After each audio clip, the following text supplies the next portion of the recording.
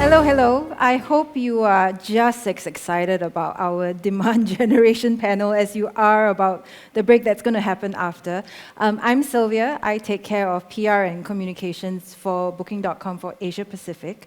And yes, so today our session will be on driving and delivering demand in support and in partnership with everyone here. So we will lift the veil on marketing at Booking.com and also discover how our teams across communications, brand, demand partnerships, growth and performance deliver that incremental demand for all of you and our beloved partners. So oftentimes we talk about marketing as one big umbrella term, but we're very lucky today to get a deeper overview of the different branches under marketing and how each function delivers demand separately and together. So without further ado, maybe we will start with introductions of everyone that's on the stage here. Leslie, shall we start with you? All right. Great to be here. My name is Leslie, and I head up our global communications team, which consists of all of our media relations worldwide and our Booking.com social channels. So responsible for communicating everything we need to say about all the amazing things you guys are doing all over the world. And I've been with Booking for 10 years. This was my 10-year anniversary this year. So. Hi, everyone. Also great to be here. My first time in Thailand and Bangkok. It's been amazing. So my name is Natalie, and I lead the brand marketing team at Booking.com, which is everything from campaigns, creative strategy, events, sponsorships, etc. So anything that you see that's more consumer traveler facing in brand marketing. Hi, Ron. Nice to be here, and thanks everyone for coming. My name is Mark van der Linden. My title is Vice President of Partnerships. Let me explain it a little bit more. We have two sorts of partnerships within Booking. On one hand, the supply partnerships, where we partner with hotels, airline companies, rental car companies, but I look after demand partnerships globally, which means that we partner with the largest e-commerce B2B players in the world, for example, with most major airlines, fintech companies and banks. We have our amazing partner Visa here in the room. And we partner with large e-commerce players like Shopback and Huno, and also our corporate business, our business travel partners, and we have also Flight Centre and TBO in the room. So thank you very much for joining us. And I've been with Booking for over 6 years. Super, thanks. See you, John. First of all, thank you for having me. My name's John. I've been at Booking for 11 years, so I win the Dinosaur Award. I look after growth marketing and measurement. So the first piece, growth marketing, is what we call medium intent channels at Booking.com. So it's paid digital, like Facebook and YouTube. It's also owned and earned channels, like messaging, rewards and incentives, and push notifications, and then also app marketing. So that's the first pillar of what I do. The second pillar of what I do is measurement, where we try and understand the cognitive effects of all the marketing things we're doing, so what we're changing in our customers' brains, and then also the behavioural impact, so really trying to understand the financial impact of every dollar that we spend across marketing. Amazing. So a broad depth of experience as well across our team. So maybe Leslie, let's start with you. So what makes our teams different, and how do our teams work together? Sure. So, I mean, what makes our team different is data. We work in an organization. It's incredible. Opinions really don't matter in our world. Data matters. Everything we do is a hypothesis that we test, and we see what works. And what may work today may not work tomorrow. And what works in one place won't work in another place. And so we really don't make decisions based on what we think or what it's really what consumers tell us they want and how we can bring that demand. How we work together as a team is really across the funnel. So, I'm responsible for driving, earned media coverage, which is really kind of high intent, all the way down to, our Google PPC teams and everyone who's doing performance marketing. So we're all working teams across the funnel, but we're all connected very centrally by John, or I should say Dr. John, because he has a PhD in things that I don't even understand.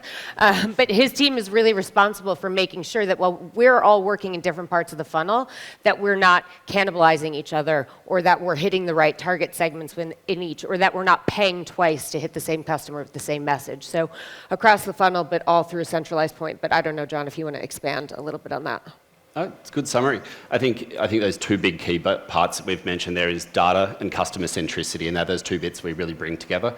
And sort of to expand a little bit more, so we've really got what we call low intent, where you don't actually know a lot about the customer and what they want, and that's what is brand and communications, and that's where you're trying to cause a lot of cognitive shift in that user. That can be making awareness, consideration, love, all those sort of things. And we've got medium intent, which sits with me, and that's where you know a little bit about the customer, but they haven't told you and they haven't expressed what they're actually after.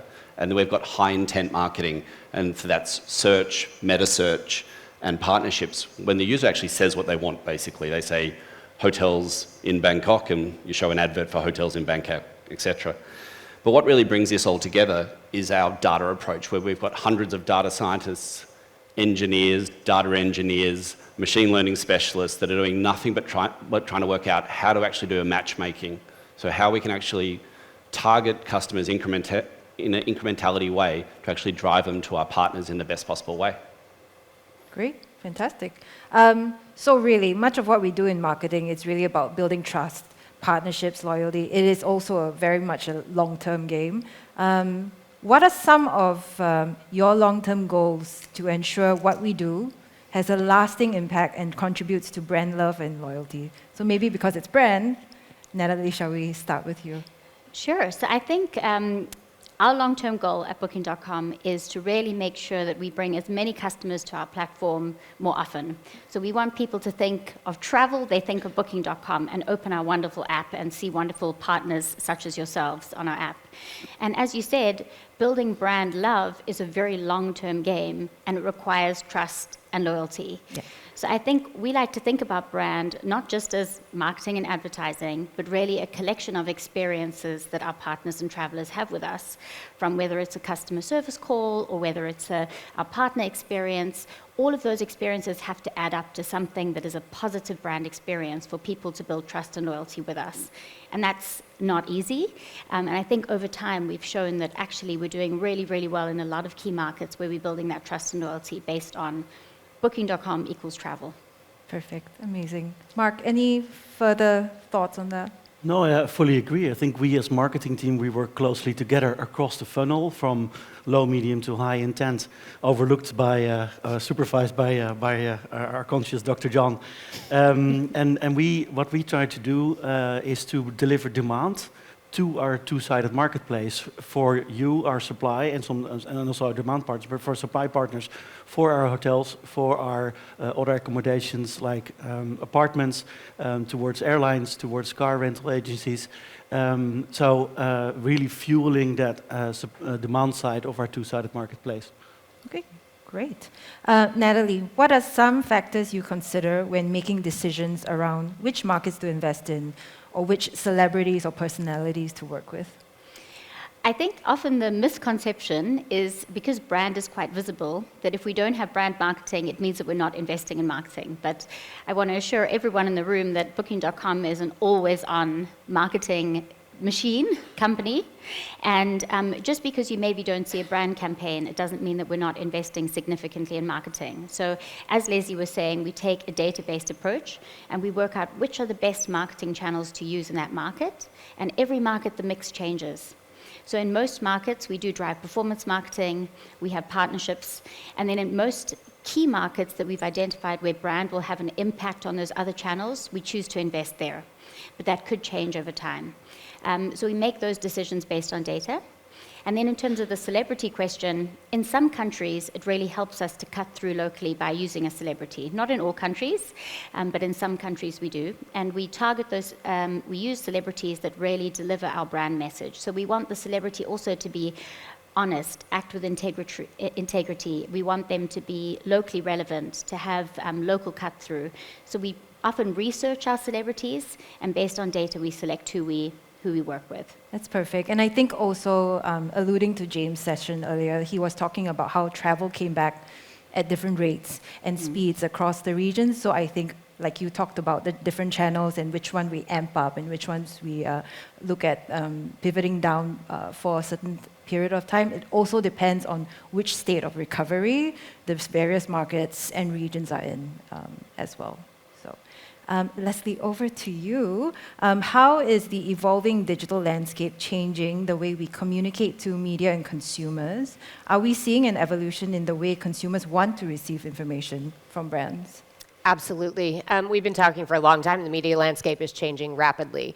And it was a shift from obviously print to online, but now we're in a whole new world, and it is changing at an ever faster rate. I would assume you haven't picked up a newspaper in a very long time. Yeah. Not so. So we're in a place now where we're actually seeing that even news outlets, whether it's consumer magazines or more traditional news outlets, yes, they moved online, but now we're even seeing the next wave of the evolution where many of them don't even have websites. And especially in certain markets in this part of the world, it's only through social media. So you get your news through, I get my news by looking at my social feeds. So it's very, very different. And if you're looking on Instagram or Facebook or TikTok, it's very different. What a consumer expects to see and how that message is shaped and in what content format is very, very different. So if we're promoting a given property for something new and exciting happening, how we take that, we cannot just take one message or one image and put it out there. It has to be crafted and tailored for every single market across every single channel. And new channels are popping up all the time, and we have to be there to test them. So we have people that are literally just scouring the world. Where are these channels? Where are people seeking their information? What do they want from those channels? And then we test, and then we optimize. But it is very fast and hard to keep up. Exactly, and I think we were having a discussion yesterday as well. It depends on the demographics also. So, I don't know, if you compare your boomers to the Gen Zs, most of our Gen Z demographic is actually getting their news sources directly from Instagram or TikTok first, and if it interests them, they will then move on to the news website, if that news website has a .com. So it's been fascinating to see how that has evolved, even based on which demographic you feel you belong in. So, Mark, over to you. So can you tell us more about our distribution and expansion strategies in partnerships? And what are some of the investments that we're making in this area? Sure. Yeah, we have quite a few investment and distribution strategies. I'll give an example of a distribution strategy. Our teams look after our app distribution strategy globally. And I'm quite proud of the team. And since this year, we have signed global contracts with all major OEMs, which means that, and this is the wrong example because these contracts are with Android phones. This is an iPhone. But these, so when people across the world open the box of their brand new phone and they get their Android phone out, the Booking.com app is already pre-installed. And that's just an example where we also, and we do that in a test and measurement and data-driven approach. You have low-end, medium and high-end handsets, and depending on the different geographies, we test and then we invest. But now we have these global contracts available with all major OEMs. And yeah, I can say that it's safe to say that hundreds of millions of Android users have their new phone with the Booking.com app already pre-installed out of the box, as an example. Yeah, that's amazing, amazing. Dr. John, over to you. We're going to give you some love now. What are we seeing in growth marketing?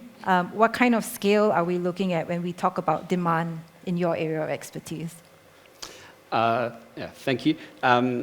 So I think one of the words that now Leslie called out before was just complexity. And the complexity of the work we're doing has just got bigger and bigger every single year. And it's just so distributed now, and just more distributed than it's ever been before. And the big thing we're wanting to do in the growth space, especially in things like the paid digital space, like Instagram, Facebook, YouTube, is you're paying per impression. So it's very easy to go over the curve and pay way too much. So we're applying a lot of scientific rigor to it, so it's not an opinion-based thing. We are targeting different audiences, treating them, and then looking for heterogeneous treatment effects, which is basically which are the pockets where you see value, and then we go after those ones.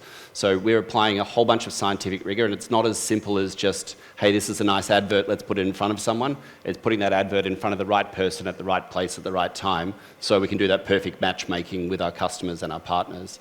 And it's just really exciting because we're working very closely with a lot of the platforms. And so that's probably on the digital side. And then one of the bits that Mark and I work on really heavily together is the app side. So we've got the OEM type stuff. We also have the app install pieces. And one sort of thing that Mark and I got together the last sort of 2 years on was how do we make this even more scientific? Because a lot of companies' approaches to app installs is let's get as many app installs as we want. the truth is we're not after app installs, we're after effective app installs. So we've applied a huge amount of scientific rigor to actually work out what is the optimal way to actually deliver apps to the right users at the right time. And it's been a lot of fun and been really, really rewarding. And probably the big key thing here is it doesn't always work. And the good thing about the way we approach things is if it doesn't work, that's actually a good result. We just don't do it again, and you learn from there. But yeah, that's some of the successes in growth and in sort of partnership with Mark and team. Yep. Yeah, And sure. I think that's really core to Booking's mantra, right? We will try, we will test, we will pilot. If it doesn't work, like you said, John, we'll try something else. So Yep. there you go. This is for Leslie and Natalie. So at Booking.com, one of our strengths is that we're locally relevant in the markets that we operate in. How are we doing that? And can you provide some examples of where we've personalized our PR and brand campaigns or messaging to reach our audiences better? Sure, absolutely. I mean, we're a global brand, and we have to be relevant to all the markets in which we operate. So speaking from my team's side, so we have 60 people working in PR based all over the world. We have to be able to speak the local language. We have to understand cultural nuances. It's incredibly important. So some of the examples of things that we've done, just thinking region, so Traveler Review Awards. I don't know if you guys are familiar, but this is where we promote and reward some of the most amazing partners who are delivering incredible experiences every year. And we've generated last year with that campaign over 10,000 press stories worldwide, I think 1,500 in Asia alone. So that's an example where we're getting hyper-local. Just earlier this year, we had a great event in Seoul. We did tapping into the K-pop trend. We actually partnered with one of our hotel partners in Seoul, and we came in with our team and we produced the ultimate K-pop stay. So it was themed out, we did all the production for it, and then we opened it up for travelers all over the world to come and have a stay. It generated a ton of press coverage in the region. So that's just another example. We do media events all the time in markets all over the world. We were just in Sydney recently for World Pride and had a huge press event. So we're always working to make sure that we have a very local presence. Yeah, exactly. And I think also partnerships with like key tourism authorities. I think last Friday we actually had a great launch event with the Tourism Authority of Thailand as well, just to launch foodie destinations all across the country. So thank you so much for your support. Natalie, what about you? I'm very proud that sitting in my team, I have localization specialists, and we actually translate our platform and our marketing in 44 different languages, and we have an ambition to do more. So basically, every user that opens the platform, whether it's a partner or a traveler, you will get the platform translated perfectly in your local language, which I think is just goes to show how much importance we place on making something locally relevant. Yeah. But then also building on Leslie's point, from the brand campaign side, we really feel that partnering with certain sponsorships or local partners in key countries really help us to drive cut-through and to drive that local brand love. So I'm not sure if you're all familiar, but Booking.com was a proud sponsor of the Women's World Cup in Australia and New Zealand that just recently ended, and very much looking forward to being the headline sponsor of the Cricket World Cup in India. And we announced yesterday our brand partner is the one and only Rohit Sharma, and we're looking forward to kicking that off in October. And apparently 1.3 billion people will watch the Cricket World Cup, so we can't wait to have that kick off and have that experience associated with our brand. And cricket is religion in India, so I think we are in for a really good ride. Also in South Africa a little bit. I'll take that. And in Australia. And Australia. So we have a Sorry. little bit of rivalry on this panel. Yeah, it's going to keep things interesting for the next few weeks and months. I think. Yeah. So, Mark, over to you. What are some of the new technologies or innovations that your teams are developing or leveraging to help us reach and grow demand and customers? Sure, thanks, Sylvia. One of the major investment areas in the demand partnerships team was bringing the B2B version of the connected trip towards our partners. So Booking.com has started obviously 25 years ago with accommodations, and that was also our first product that we delivered to our demand partners, quickly followed by ground transport, aka car rentals. And as we expand into our connected trip strategy by bringing flights, rides, and attractions also to the market, we as demand partnerships team, we're also delivering that to our partners. And I recognize some of your faces that were also with us last year in the Singapore event. And we actually announced one of these investments, one of our two major investments, so Connected Trip and Group Rates. I'll touch upon that later. And we said, well, we're going to invest in it and we will pilot. And some of our partners that are in the room have actually piloted with us, and it was a great success. So it's about that DNA of launching, testing, piloting together with our partners. And I'm proud to say that we're ready to scale and ready to launch elements of the B2B Connected Trips that enables our partners to have their version of the Connected Trip for their demand partners, powering their travelers' experience. So that's one example. And the other major investment area, as I mentioned already, is what we refer to as group rates. So we've, as Booking, we've had initially a lot of agency rates available. And we've now we're slowly transitioning also to bringing rates from our sister companies available to our demand partners, meaning an expansion of inventory and also sometimes better and affordable pricing. And also there we launched and we tested. The pilot phase has been successful and we're ready to scale that up. So looking forward to working with our demand partners to bring these two investment areas actually into production.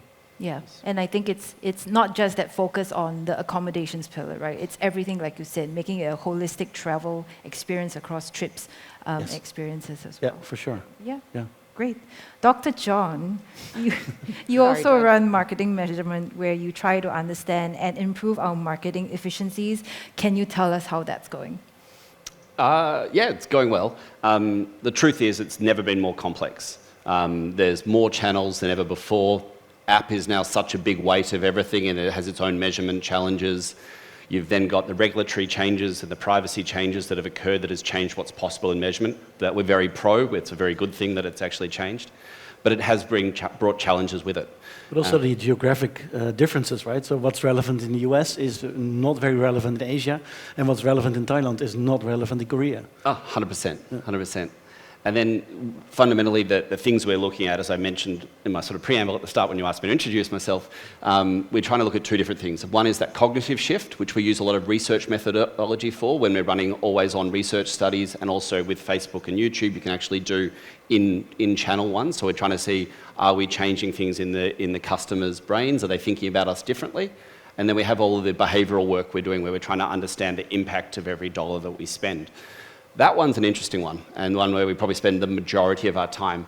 And if you speak to marketing agencies or various companies in the space, they'll all have different answers. They'll tell you attribution's perfect, use attribution. I'm here to tell you attribution doesn't work most of the time because it only can follow clicks. And we know a lot of advertising is not click-based, it's actually impression-based. A lot of companies will tell you to use media mix modeling.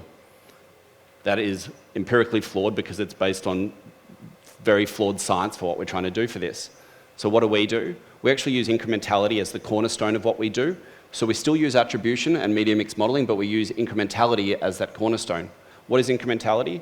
It's an A/B experiment where you show half the users the normal environment and half the users the normal environment plus the advertising channel that you're doing, and you look at that incremental benefit. And that's what we're doing so we can really understand the value of all these moments that we're all doing to actually work out where is the best dollar to spend and also where not to spend. And yeah, that'll be the quick summary. And that is the definition of efficiency. So fascinating topics. Thank you all for sharing so openly in the room. I think just one last question, because we all here want to build meaningful, long-lasting brands with our partners and their businesses. So maybe to wrap up the session, a quick fire round and directed to all of you for everyone here. So can you please give our partners today one actionable piece of advice to help them build their brand meaningfully? Sure. Yes, everybody I'm sure is working hard to build your own brand, but I would say the advice I would give is just lean in to us to help you do that. So we can drive, we're driving press coverage for our partners all over the world all the time. We're showcasing your properties on social media. So this is all incremental to help you build your brand. We have an ongoing process where we're sending journalists and influencers to properties all over the world so they can see the amazing things that you're doing. Sorry, you asked for one, but I'll give two. The second thing I would just say is continue to deliver amazing experiences for customers, because when you can deliver amazing experiences, showcase that back to us, and we can help get more of a spotlight on that for you. Wonderful. Thank you. Natalie? I am going to go with a more brand building answer, and I'm going to say, I would say the most important thing about brand building is being authentic and just being you. Because I think that the best brands are the brands that truthfully stand for who they are and deliver that amazing experience in an authentic way. So just being authentic and delivering on your brand promises is super important. Lovely. Mark? Yeah, I think building on what Leslie said, my advice would be to partner closely with us. We need you to help you understand the local relevancies and the local nuances, and also specifically for your business, what is the sort of incremental demand that you want us to deliver to you. So partner closely with us. Dr. John and others will help and find a very granular, data-driven approach to deliver more incremental demand. And for the demand partners here in the room, I would say leverage each other's strength.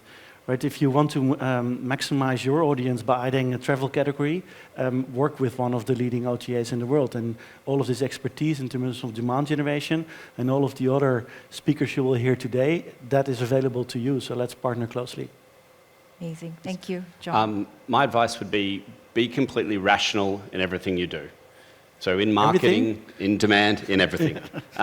So what we often see when we're talking to various partners, and that's not partners just in this sector, but in all sectors that I know outside of the work streams, is a lot of people bring emotion into when they make business decisions, and they are non-rational. So for me, is if you're wanting to spend in marketing, spend where it actually is working for you and reduce where it's not.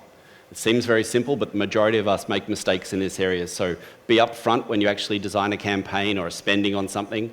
Know what you want in return, and if you don't get that return, decrease. And if you get more of what you want, spend more. Did you have an analogy about a farm that you wanted to share with us? No, I was just saying in the green room, I grew up on a sheep farm in Australia. And what I always found really interesting when I was a little boy is we'd talk to other farmers in the district, and they would have rules of we should never sell more than 20% of our wool with a certain partner and these sort of things. And I just remember being shocked and speaking to my dad when I got home, so confused. So the other thing I just sort of call out on that one is don't have glass ceilings. Because I remember when I joined Booking 11 years ago, there were glass ceilings on what we should do with Google. And my first thing to do was just question that because it made no sense. Because it was working, why not spend more? So that was my other bit. Absolutely, and thank you for taking us home. Thank you, panelists, for your time today and all your incredible insights. And thank you, everyone, for being with us in the room. Thank you. Thank you.